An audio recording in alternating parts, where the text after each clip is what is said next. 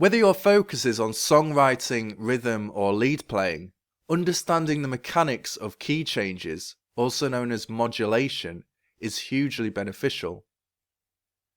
If you want to write original songs, key changes can make your music dynamically and structurally more interesting, and in many cases keep it from sounding rehashed or too derivative. If you want to become confident with lead improvisation, being able to recognize when a key change occurs will help you select the right scales and notes for your solo.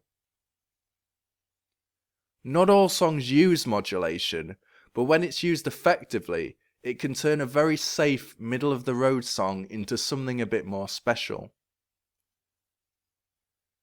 Let's start with the most natural and subtle form of modulation, changing to a relative major or minor key. So let's say we started our song in a major key. In this example, we'll use C major as our tonic or 1 chord. This is the key center around which our progression is built and gravitates. For the purpose of example, I'll add in some typical major key movements in relation to that C major tonic. Here we have a standard 1-4-2-5 progression that resolves naturally to C major.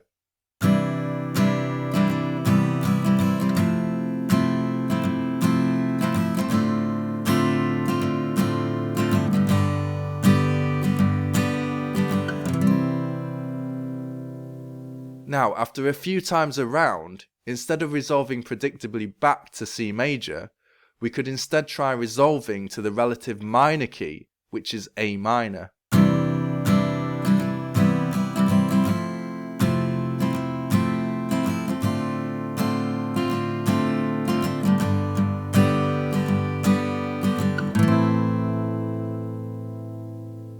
An easy way to find this relative minor is to take the root of that major tonic chord and move down 3 semitones, the equivalent of 3 frets, and then build a minor chord on that relative root position.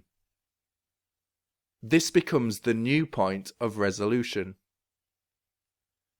If you already know how the diatonic scale works, the relative minor tonic can be seen as the 6th chord in the scale.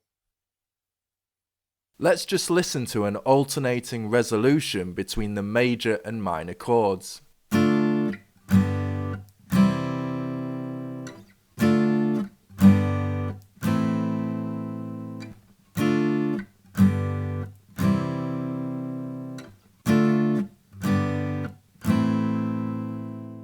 So it's subtle enough to sound like a natural continuation from that G major chord, but it now gives us more options for our song. We could even repeat exactly the same sequence we used with C major as the tonic, but using A minor in place of C major.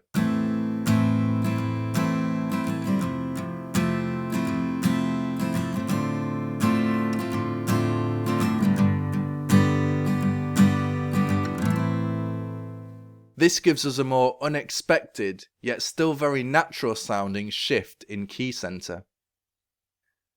It works because A minor is a relative chord of C major within the same scale.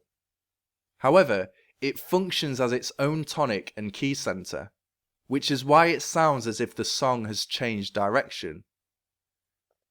As you can probably guess, there are countless chord combinations we could use switching between relative major and minor keys. You'll find some of these examples along with other supplemental content on the lesson page. Now, if we wanted to get back into the C major key, all we need to do is find a chord that resolves naturally to C major, known as a pretonic chord.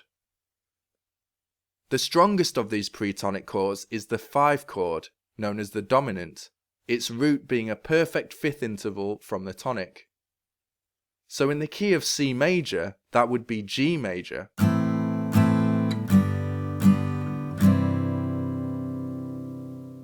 Another fairly strong pretonic chord is the 4 chord, known as the subdominant, which would be F major in this case.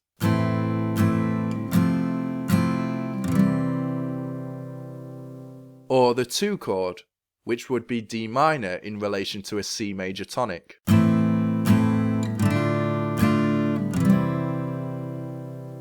Notice how in all these examples the transition between keys sounds smooth and natural, and this is because these relative major minor keys share the same chord scale system. In other words, both A minor and C major share the same chords in their natural keys. The only thing that changes is whether we use the 1 of the scale as the tonic or the 6.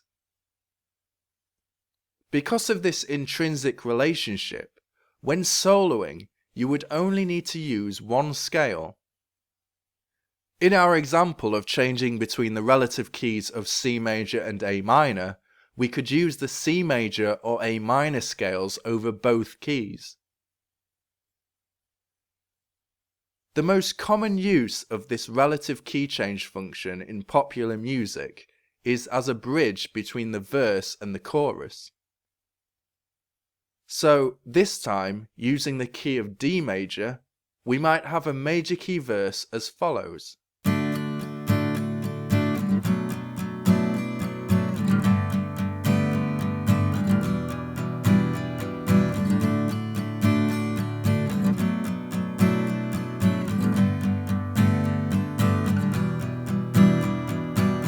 After the verse is complete, we might move into a relative B minor key bridge as follows.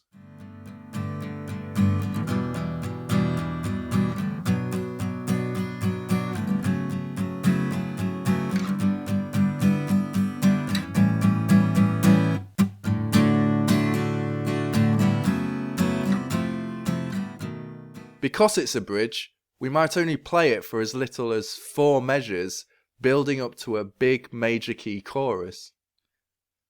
That's your typical pop song structure when relative key changes are involved. Another example is to play the verse in a minor key and the chorus in a major key, or vice versa. But of course, you should experiment with your own ideas.